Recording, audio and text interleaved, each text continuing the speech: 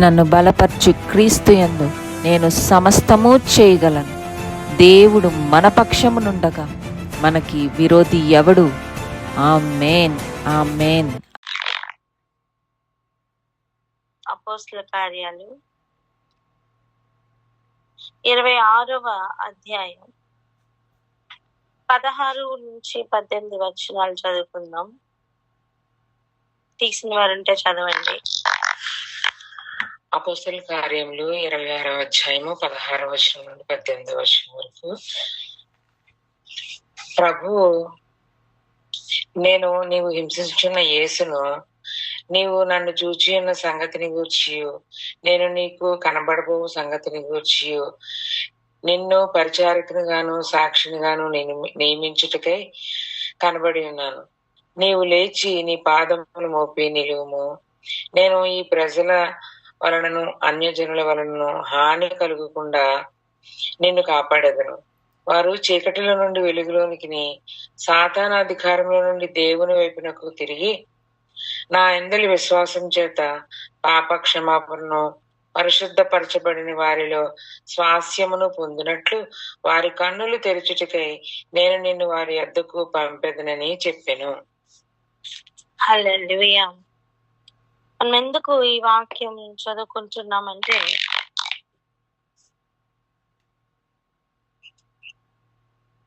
దయచేసి మ్యూట్ లో పెట్టుకోండి.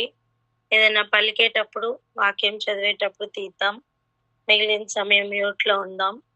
ఎందుకంటే మనకి గమనించండి, ఇవి రికార్డింగ్ చేస్తున్నాం మనం. అండ్ అవి మనం మిగిలిన వారు అంటే వినాలి అనుకునేవారు వినడానికి వెసులుబాటు కలగడం కోసం, డిస్టర్బెన్స్ ఉండకూడదు కనుక ఒకరికొకరు సహకరించుకోవడం కోసం దయచేసి మ్యూట్ లో పెట్టుకుందాం. ఏదైనా పలికేటప్పుడు స్థాపించేటప్పుడు మ్యూట్ తీద్దాం. ఇది ఒక్కటే అలవాటు చేసుకుందాం. రైట్, ఇక ముందుకెళ్దాం. చూడండి, ఎందుకు ఈ వచనం మనం చదువుతున్నామంటే, దేవుడు ఒక కొలను చూపిస్తున్నారు. కొలను కాదంటే సరస్సు కాదు, కొల కొల మెజర్మెంట్ కొలకర్ర, కొల నూలు, ఇవన్నీ దేనికి అంటే కొలత వేయడానికి. మనకి కొంతమంది కళ్ళతోనే కొలతలు వేస్తారు, లెక్కలు వేస్తారు. చూడండి, చిన్నింటి అసలు లెక్క పెట్టాను, దాని అర్థం ఏంటి? కళ్ళతోనే లెక్కలు వేయడం, కొలతలు వేయడం. అలా బంగారు కొల ఒకటి, కొల నూలు, కొలకర్ర, గుండు నూలు, ఇవన్నీ ఉన్నాయి. వాటిని చూడడానికి, వాటిని తెలుసుకోవడానికి మనం ఇవన్నీ చదువుకుంటున్నాం. ఏదేమైనప్పటికీ కూడా చూడండి, ఇక్కడ చెప్తున్న విషయం ఏంటి అంటే, నీవు చూచి ఉన్న సంగతిని గూర్చి నేను నీకు కనబడబోవు సంగతిని గూర్చి నిన్ను పరిచారకుని గాను సాక్షిగాను నియమించుటకై కనబడి ఉన్నాను.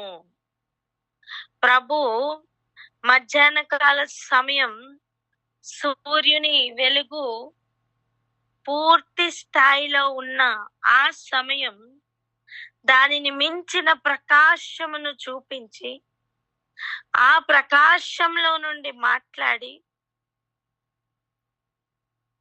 సౌలుగా ఉన్న పౌలుకు అక్షరంలో నుండి ఆత్మలోనికి తీసుకుని వెళ్తూ, అక్షరం చంపుని గాని ఆత్మ జీవింపజేయును గనుక మరణం నుండి జీవంలోనికి నడిపిస్తున్న అనుభవంలోనికి తీసుకుని వెళ్తూ ఎందుకు నియమించారో, అసలు ఎందుకు కనబడి ఉన్నారో చెప్తున్నారు. ఎందుకు కనబడ్డారట? నీకు కనబడబోవు సంగతిని గూర్చి నిన్ను పరిచారకునిగాను సాక్షిగాను నియమించుటకై కనబడి ఉన్నాను. చెప్పండి, ఎలా? నీకు కనబడబోవు సంగతిని గూర్చి నీకు కనబడ్డాను.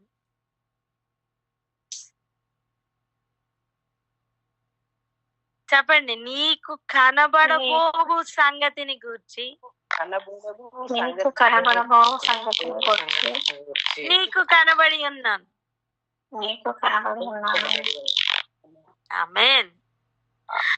కన్నులు తేరి చూడకపోతే ఏమి చూడగలడు? ఇప్పుడు చెప్పండి.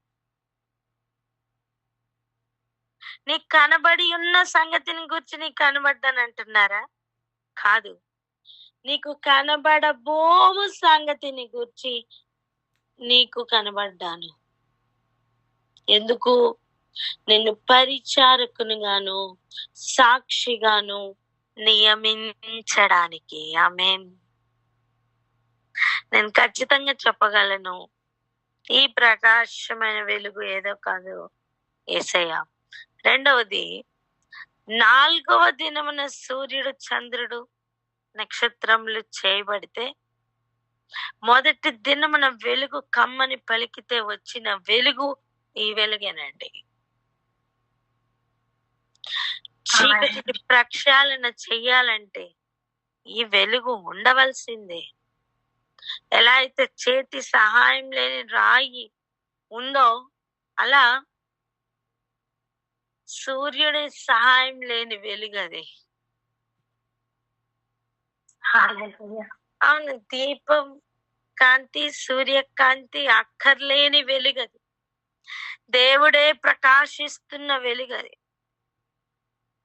చీకటి ఆవరించి ఉన్న సమయం ఆశ్చర్యకరమైన వెలుగది.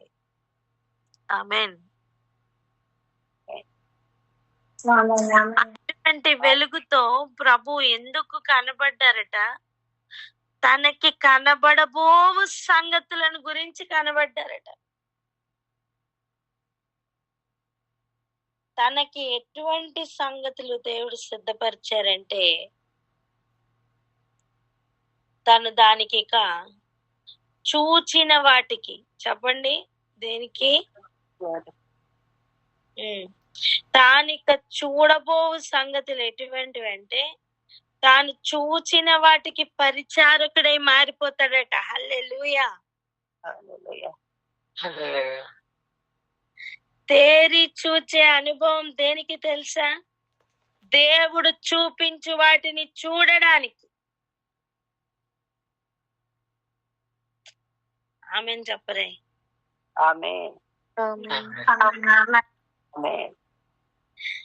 దేవుడు చూపించు వాటిని చూడడం అనేది ఒక భాగ్యం అండి. భాగ్యమే. ఎలాగనో చెప్తా. అపవాది చూపించిన వాటిని చూడడం దౌర్భాగ్యం. ఎందుకు తెలుసా? అపవాది దేనిని చూపిస్తాడో తెలుసా? దేవుడు ఏదొద్దన్నారో అది చూపిస్తాడు. అవును, చూపునకు రమ్యముగా ఉండేనట పండు. అప్పుడు ఏది చూపించినట్టు? ఆ పండు చూపించినట్టు. వద్దన్నారు కాబట్టి ఆ పండే చూపించినట్టు. అది కళ్ళకి చూపునకు రమ్యంగా ఉందట. ఇప్పుడు ప్రభు ఏం చెప్తున్నారు చూడండి. నేను ఎందుకు కనబడ్డానని చెప్తున్నారు? నిన్ను పరిచారకుడుగాను సాక్షిగాను నియమించడానికి కనబడ్డాను.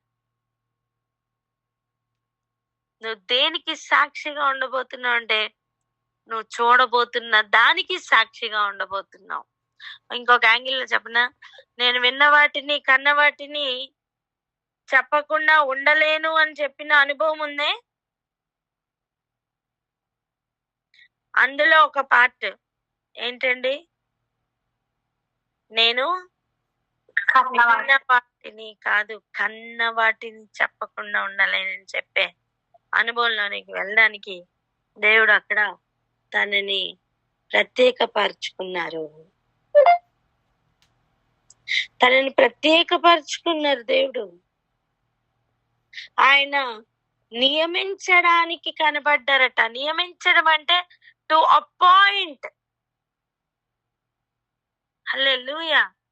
ఈ సంవత్సరం మనం అపాయింట్మెంట్ ఆర్డర్ గురించి నేర్చుకున్నాం, గుర్తుందా? అవునక్క, గుర్తు. ఆ ఎలా నియమించారో మనం, ఎలా దేని కొరకు నియమించారు. ఫలించడం మామూలుగా కాదు, బహుగా ఫలించడానికి నియమించారు.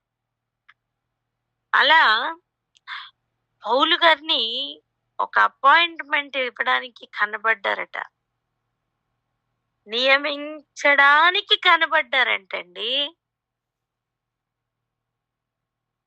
ఎలా నియమిస్తున్నారు చెప్పాలి ఇప్పుడు? హల్లెలూయా. పరిచారకుని గాను సాక్షిగాను నియమించారని చెప్పండి. పరిచారకులుగాను సాక్షిగాను నియమించారు.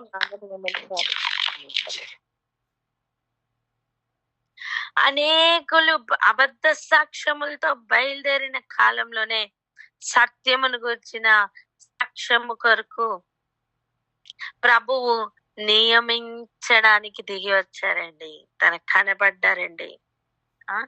నేనేమంటున్నాను తెలుసా? అక్షరం కొరకు పరిచారకుడుగా ఉన్న సౌలును ఇప్పుడు తాను చూచిన దానికి పరిచారకుడుగా మార్చడానికి కనబడ్డారట. అక్కడ కూడా తనకి ఒక యథార్థత ఉండిందండి. ఆ అంతరంగంలో ఉన్న యథార్థత ఉంది చూసారా? అంతరంగంలో కపటం లేకుండా ఉన్న ఆ యథార్థత ఉంది చూసారా? నేనేం చేస్తున్నానో అది కరెక్ట్ గా చేస్తున్నాను అనుకుని అలా అక్షరానికే పరిచారకుడుగా ఉన్న కాలంలో పరిశుద్ధులను హింసించడానికి బయలుదేరానని చెప్తున్నాడు. అండ్ ప్రధాన యాజకుల దగ్గర నుంచి అధికారము తాకీదులు తీసుకొని దమస్కుకు బయలుదేరాడు. తనకు తెలుసండి తను ఏం చేస్తున్నాడో, ఒక క్లారిటీ ఉంది. రెండోది, తాను చేస్తున్న పనిని ఒప్పుకుంటున్నాడు. ఇక్కడ అగ్రిప్ప దగ్గర ఒప్పుకుంటున్నాడు. ఎలా ఒప్పుకుంటున్నాడో చూస్తున్నారా?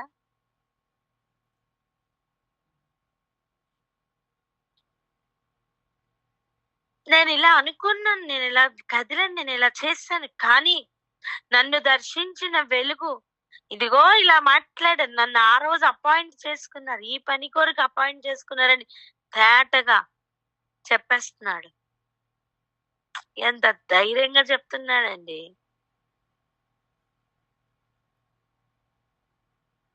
ఏదేమైనా నీకు కనబడబోవు సంగతులకు నువ్వు సాక్షిగాను పరిచారకునిగాను నియమించాను అని చెప్తున్నారు. సో అలా దేవుడు చూపించే విషయాలు కనబడాలి అంటే ఆయనకు మొట్టమొదటిగా కన్నులు తెరవబడాలి. ఆ కన్నులు తెరవబడిన తర్వాత ఇక తను చూస్తున్న సంగతులకు పరిచారకుడు, ఇక తను చూస్తున్న సంగతులకు సాక్షిగా ఉంటాడు.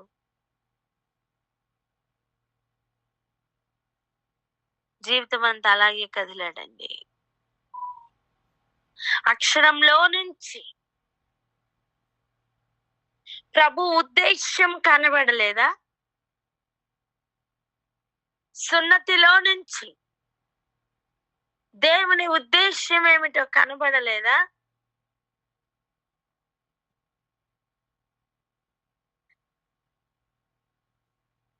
శరీర కార్యాలేవో కనబడలేదా?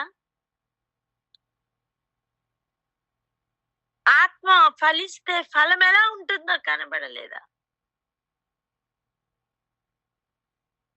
రాబో యుగ సంబంధమైన శక్తుల గురించిన అనుభవం కనబడలేదా?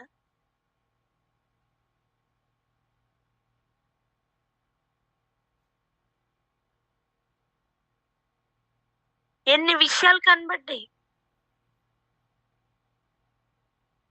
ప్రభు యొక్క ఆగమన ప్రకాశం కూడా కనబడిందండి.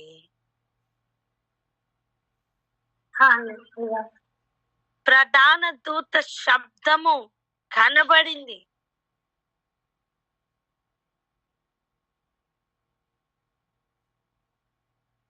ధర్మ విరోధ సంబంధమైన క్రియ కనబడింది. అడ్డగిస్తున్న వాడెవరో కనబడింది. అంతెందుకు, సిలువను గుర్చిన వార్త చెప్తున్నప్పుడు నశించుచున్నది ఎవరు, రక్షింపబడుచున్నది ఎవరో కనబడింది.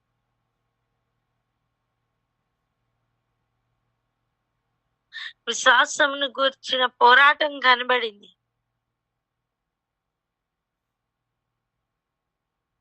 మతంలో ఉన్న ముసుగు కనబడింది.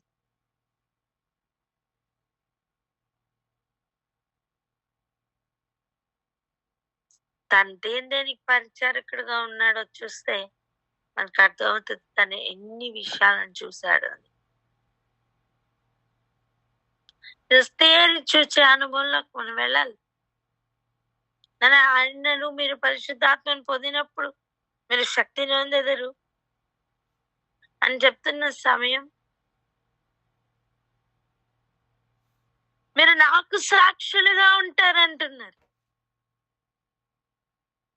చదవండి అపోస్తల కార్యాలు 1వ అధ్యాయం 8వ వచనం, దయచేసి చదవండి.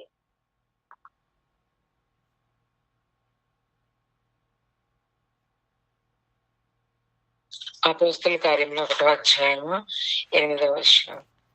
ఆయనను పరిశుద్ధాత్మ మీ మీదకి వచ్చినప్పుడు మీరు శక్తి నొందెదరు గనుక మీరు యెరూషలేములోను యోదయ సమరయ దేశంలో ఎందంతటను భూదిగంతముల వరకును నాకు సాక్షులయ్యుందిరని వార్త చెప్పాను. ఇప్పుడు చెప్పండి, ఎవరెవరు సాక్షులుగా ఉండాలో ఎలా ఉంటారు, ఎలా ఉండగలరు? కనబడితేనే సాక్షులుగా ఉండగలరు. ఆమేన్. అర్థమైందా? నీకు కనబడిన విషయం, ఆ విషయం గురించి నువ్వు పరిచారకుడుగాను సాక్షిగాను ఉండడానికి నిన్ను నియమించడానికి నేను కనబడ్డానన్నారు. ఇప్పుడు పరిశుద్ధాత్మ మీదకి వస్తే శక్తిని పొందుతారు అంటున్నారు. దేనికట? ఆయనకి సాక్షులుగా ఉండడానికి. ఎక్కడెక్కడ? యెరూషలేము, సమరయ, యోదయ, సమరయ, బుదిగంతముల వరకు ఉంటావు. ఎలా ఉంటావు? ఆయనకి సాక్షిగా ఉంటావు. నేనేమంటున్నానంటే ఆ మధ్యలో నువ్వు సాక్షిగా ఉండడానికి ఒక కార్యం జరగాలి. ఏంటి?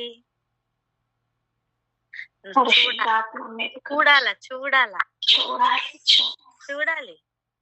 నువ్వు చూచిన దానికి సాక్షిగా ఉంటావు. ఇప్పుడు పరిశుద్ధాత్మ శక్తితోనే నువ్వు చూడగలవు. ఆమేన్. పరిశుద్ధాత్మ శక్తితోనే నువ్వు చూచిన దానికి సాక్షిగా నిలబడగలవు నానా. తేరి చూచే అనుభవం కావాలి. ఇప్పుడు చూడండి, పరిశుద్ధాత్మ శక్తిని పొందిన తర్వాత శిష్యులందరూ కూడా అప్పటిదాకా ఏం చేయజాలకపోయారు, అవన్నీ చేశారు. ప్రభుని పూర్తి స్థాయిలో నమ్మలేకపోయారు తెలుసా, కానీ తర్వాత నమ్మారు. ప్రభుని పూర్తి స్థాయిలో అంటే అందుకే కదా అన్నిసార్లు అల్ప విశ్వాసం గురించి ప్రభు మాట్లాడారు. కానీ అపోస్తల కార్యాల తర్వాత వాళ్ళు చూపించిన విశ్వాసం వేరే లెవెల్లో ఉంది. పరిశుద్ధాత్మ శక్తి అండి, ఎక్కడ మనం ఏది చేయలేకపోతున్నామో అక్కడ ఆయన బలమును నింపి చేపిస్తారు. ఎందుకు? తన్ను ప్రేమించిన వారికి మాత్రమే ఆ ఆప్షన్.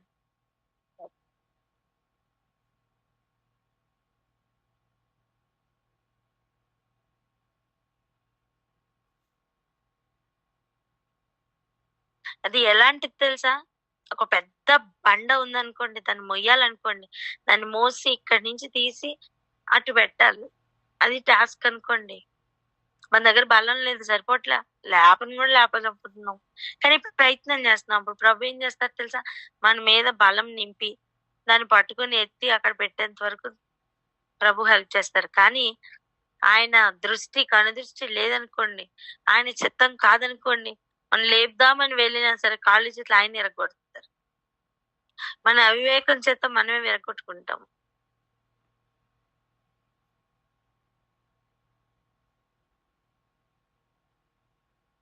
అలా ఉంటది ఆయన ప్రణాళిక.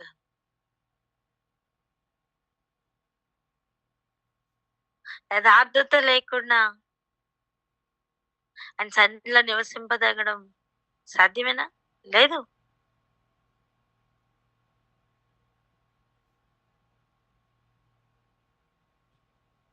దేవుడు చూపించు విషయాల కొరకు సాక్షిగా ఉండడానికి ప్రతి ఒక్కరిని నియమించారట. అక్కడ చూడండి, అదే కదా అపోస్తల కార్యాలు 1వ అధ్యాయం. ఎవరి కోసం?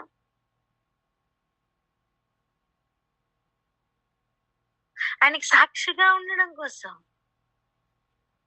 ఈరోజు నువ్వు నేను ఆయనకి సాక్షిగా బ్రతకాలి. చెప్పండి ఆ మాట, నువ్వు నేను సాక్షిగా బ్రతకాలి.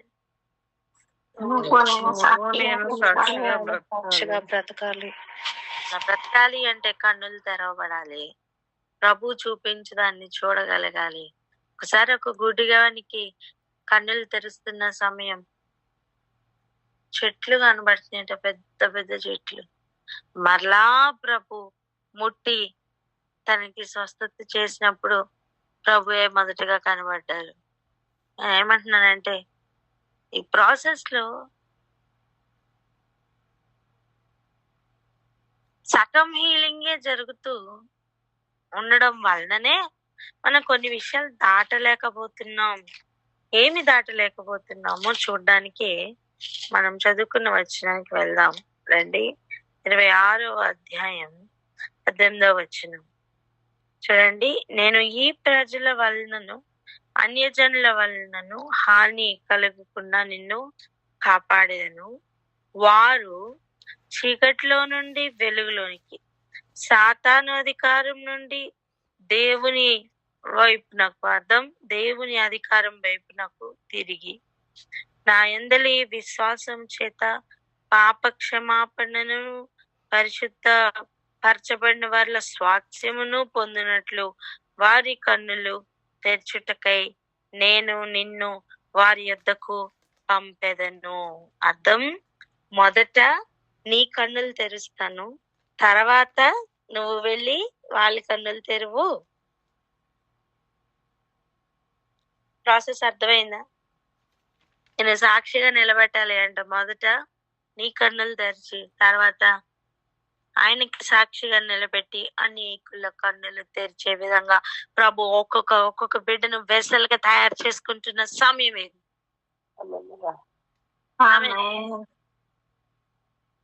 ఆ వెసల్ ఎలా ఉంటుంది తెలుసా? చీకటి పనులు చేస్తూ కప్పుకోదండి. ఆ వెసల్ ఎలా ఉంటుంది తెలుసా? చీకటిలో నుంచి పూర్తిగా వెలుగులోనికి వచ్చిన అనుభవంలోకి మారుతారు.